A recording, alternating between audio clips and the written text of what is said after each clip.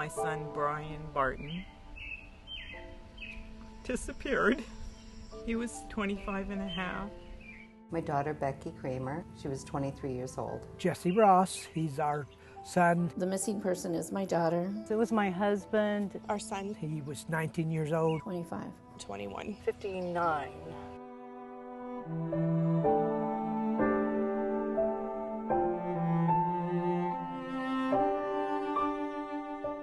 The majority of law enforcement in this country are not well trained, if at all, on handling missing person cases. Their response was she's 23 years old, she has the right to go missing. They told me they were taking the report over the phone. Well, the report wasn't taken. They just kept saying no, no, no, no. Missing adults mean nothing. The police are supposed to be there to protect us and to help us, not to give us a hard time. It became real to us real soon that we were going to have to be our own police, do our own searching. We organized a search. I think 2 detectives might have come, and one of them stood beside me, looked around and said, "Wow, this is like something you see on TV."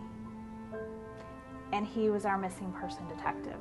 I expected him to be leading us through this, not us to be training him. We've been screaming and yelling that the federal government has to try and help us on this.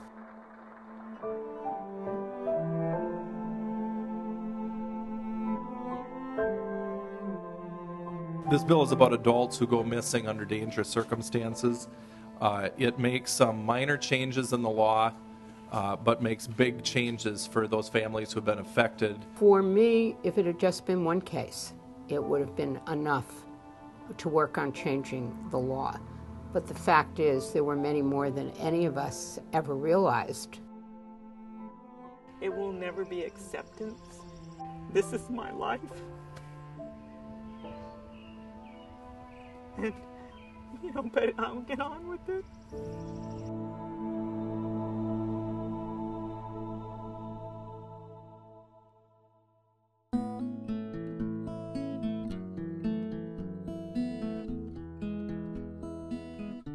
Some of you, when I first met you or talked to you, a common thing for someone to say would be, "I can't get through this. I will not make it." And maybe the person's been missing 3 months, maybe 3 years, but you have made it each day up to this point. You're making it right now. So what makes you think that tomorrow you are not going to make it? My name is Kelly Jokowski. My son Jason disappeared from our home in Omaha, who was 19 at the time. Like most people who have a missing family member, you don't know what to do. You don't really understand what the police are doing. You don't know what you're supposed to do. At the 10-day point, it seemed like they were starting to have an understanding that maybe something wasn't right, that maybe it wasn't just the typical assumption of he ran away, which is what you almost always get with the missing adult case unless there's some concrete evidence of something else. But when you wait 10 days, it's too late.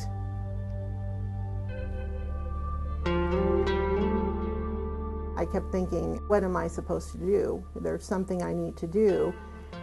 And it just came to me that I was supposed to start an organization to assist families in the missing, because we didn't want anyone to ever be in the position we were in those first days, not knowing what to do.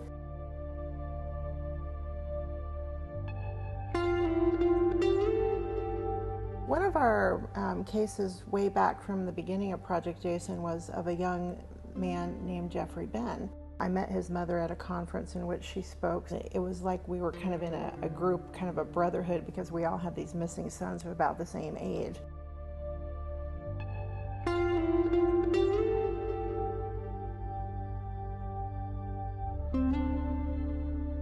The last person to see him was my cousin. He said, well, they found his dad's truck, which he was driving that night, on the side of the road, less than a mile from his house, but we can't find Jeffrey. Something wasn't adding up. My cousin said that he had wrecked the vehicle, but the vehicle wasn't wrecked. It was pulled over on the side of the road. On the police report, they reported that the vehicle was removed and sanitized.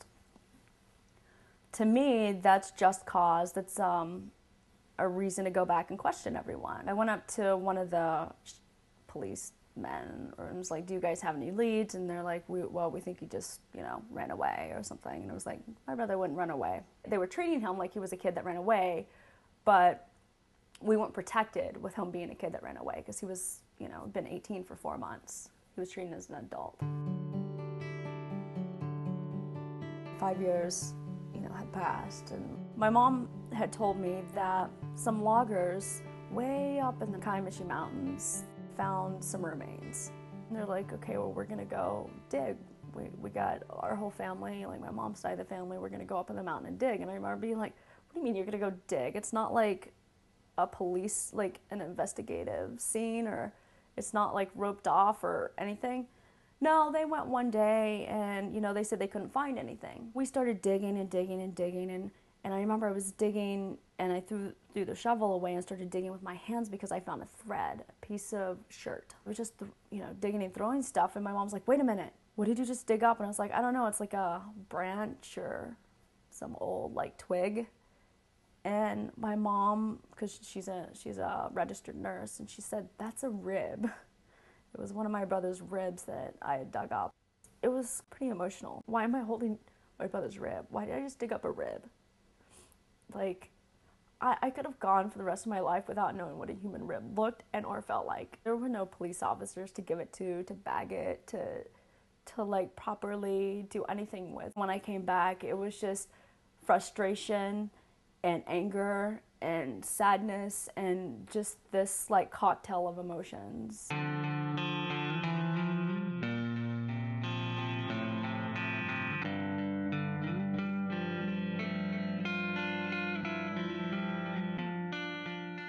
We've been told that often in the academies, when the police go for their initial training, sometimes there is no missing person training at all.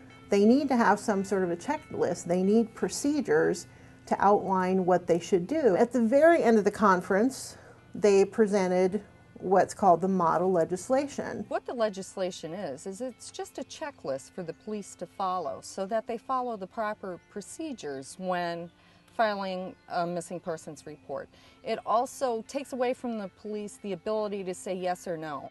Nobody has the right to decide whether or not another person is worthy of being found. Passing this legislation would not bring this sudden influx of missing persons cases, but what it would do would help the people that actually need to file one. I think it'll make it more of a checks and balances type issue. If it's obviously a state law, then the police department or sheriff's office or whatever law enforcement agency, they would be required to do that. I was so impressed with that model legislation. I thought that was wonderful. So I started to research, find out, has this been passed anywhere? And I believe it had only been passed in 1 or 2 states. No one was doing anything with it, and I thought, that's incredible. And so it just came to me that we needed to find people to run with it.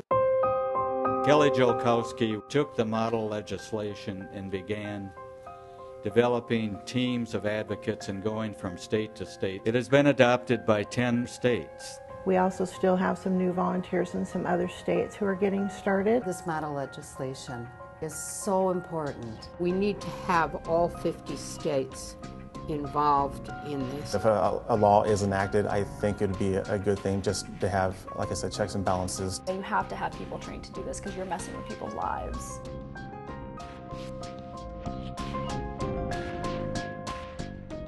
I describe it like a scab that you have on your skin and it's getting ready to fall off, so you start picking at it and it starts to bleed again. And that's really what it is. That's where we're at all the time. It's just always there on the surface, ready to break through at any minute, any time, that you're just gonna... You yourself could disappear, and then what?